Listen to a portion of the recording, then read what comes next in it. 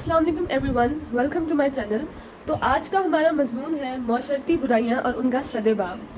अब बेसिकली जो हमारी शरह सरमाया होती है उसके अंदर हमें मटेरियल तो बहुत सारा मिलता है लेकिन हवाले बहुत कम होते हैं, जिसकी वजह से बच्चे बहुत परेशान होते हैं। तो मैंने बहुत सारी बुक से और बहुत सारी जगहों से मैंने सारे हवाले कलेक्ट किए और उन सब हवालों को इधर लिख लिया है। जो रेड कलर में लिखे हुए हैं वो हवाले हैं और जो ब्लू में लिखी हुई है वो उनके पैराग्राफ की हेडिंग है।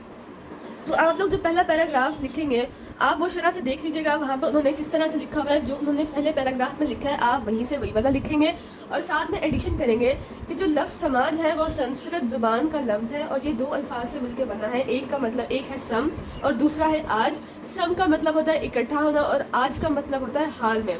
तो आप लोग इसी को एक्सप्लेन कर देंगे। आप शरह वाला ना भी लिखें, आप इस वाली चीज़ को आपने मार्कर से लिखना है और इसको ही एक्सप्लेन करेंगे कि हमारा समाज है, हम इकट्ठे मिलकर रहते हैं। अगर इकट्ठे मिलकर रहने में मुश्किलात का सामना आता है तो हमें किन परेशानियों का सामना करना पड़ता है एंड ऑल दिस थिंग। इसके अलावा यहाँ पे 4 असूल बताए हुए हैं कि हम लोग अपने माहौल को मेंटेन कैसे कर सकते हैं, माशरे में अमन कैसे ला सकते हैं। ये माशरे का अमन बेसिकली इन 4 अवामिल पे डिपेंड करता है। अब वो कौन से हैं? वो है जोग्राफियाई हालात, वसाइल पैदावार, इज्तिमाई निज़ाम फ़िक्र और रस्म और रिवाज। ठीक है, तो ये बेसिकली हवाला नहीं है, लेकिन अगर आप लोग इसको पॉइंट्स में 4 पॉइंट में इसी तरह मार्कर के साथ बहुत खूबसूरत करके लिखेंगे तो तकरीबन आपका एक बहुत अच्छा एक पॉइंट ऑफ व्यू बनेगा जब आप पहले समाज के बारे में लिखेंगे और इसके बारे में लिखेंगे। इसके बाद जो सेकंड पैरा होगा आपने लिखना है माशरे की बर्बादी। माशरे में बहुत सारी बर्बादियाँ हो रही हैं और इन सब के बारे में ये यकीन माने हवालों के अलावा ना आप लोगों की इस चीज़ को वो लोग देखेंगे भी नहीं और इसमें किसी किस्म के शक की कोई बात ही नहीं है। 90% जो बच्चे होते हैं वो कभी भी मजमून का इंटरनल पार्ट याद नहीं करते, वो सिर्फ हवाले याद करते हैं और इनकी हेडिंग्स याद करते हैं कि हमारे जहन में रह जाए कि हमने अगला पैराग्राफ किसके बारे में लिखना है। तो आपने सिंपली माशरे की बर्बादी के बारे में लिखना है कि माशरा बहुत ज़्यादा बर्बाद हो रहा है और काफ़ी मसाइल पैदा हो रहे हैं। इसके बाद आपने लिखना है जारी है अज़ल से यही कानून इलाही, बिगड़ते हैं आमाल तो आती है तबाही। इसके बाद तीसरा पैराग्राफ लिखेंगे माशरे की बर्बादी का सबब बुरे अफ़आल होते हैं कि हमारे जो माशरे की बर्बादी है, पहले लिखा माशरे की बर्बादी, फिर लिखा कि इसका सबब क्या होता है। तो इसके असबाब जो होते हैं वो बुरे अफ़आल होते हैं, लोगों के बुरे कारनामे होते हैं। अगर लोगों के बुरे कारनामे ना हो तो हमारा जो माशरा है वो काफ़ी अमन से रह जाए और यही आप लोग डिटेल में लिख लेंगे।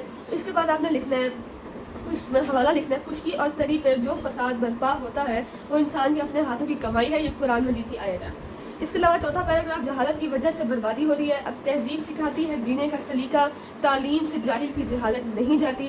फिर आपने लिखना है 5वां पैराग्राफ इंसाफ का फुकदान। ये बेसिकली आप लोग इसमें एक 2 पैराग्राफ भी लिख सकते हैं। 2 पैराग्राफ के बाद ये लिख लें। एक बात जहन में रखनी है कि मजमून आपका एटलीस्ट 10 पेजेस का होना चाहिए। 10 पेजेस का होगा और हर पेज पे 2 हवाले हो तो कम से कम आपके 20 हवाले होने चाहिए। मैंने आपको इस मजमून में 23 हवाले देंगे, जो आपको मुश्किल लगे तो चले आप वो स्किप भी कर सकते हैं। इसके अलावा इंसाफ का फुकदान है। इंसाफ के फुकदान की वजह से भी जहाँ वो हमारे माशरे में बुराइयाँ पैदा होती हैं। इसका हमारे पास हवाला है हुकूमत कुफ्र की बुनियाद पर कायम रह सकती है लेकिन जुल्म की बुनियाद पर कायम नहीं रह सकती है।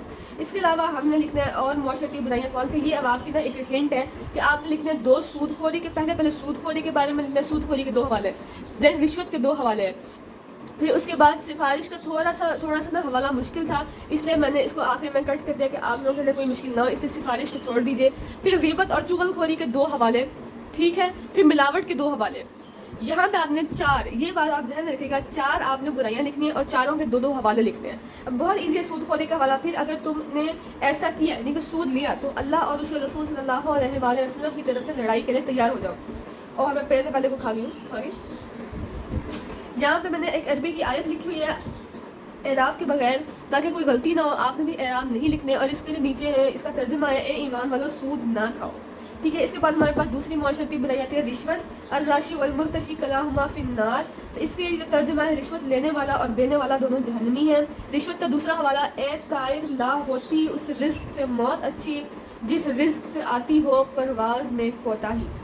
इसके बाद हमारे पास ग़ीबत, देखिए सूद के 2 हवाले हो गए, रिश्वत के 2 हवाले हो गए। अब ग़ीबत और चुगलखोरी इरशाद है जो कोई किसी मुसलमान की पर्दा पोशी करता है तो अल्लाह क़यामत के दिन उसकी पर्दा पोशी फरमाएंगी और जो पर्दादारी करता है तो अल्लाह उसकी पर्दादारी फरमाएंगे हत्ता के घर बैठे उसको रुसवा कर देता है।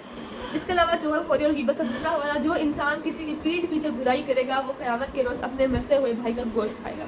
اس کے علاوہ چوتھی معاشرتی برائی ملاوٹ، یہ پھر ہم نے ایک پرانی آیت لکھی ہوئی ہے اور اس کا ترجمہ ہے جس نے ملاوٹ کی وہ ہم میں سے نہیں۔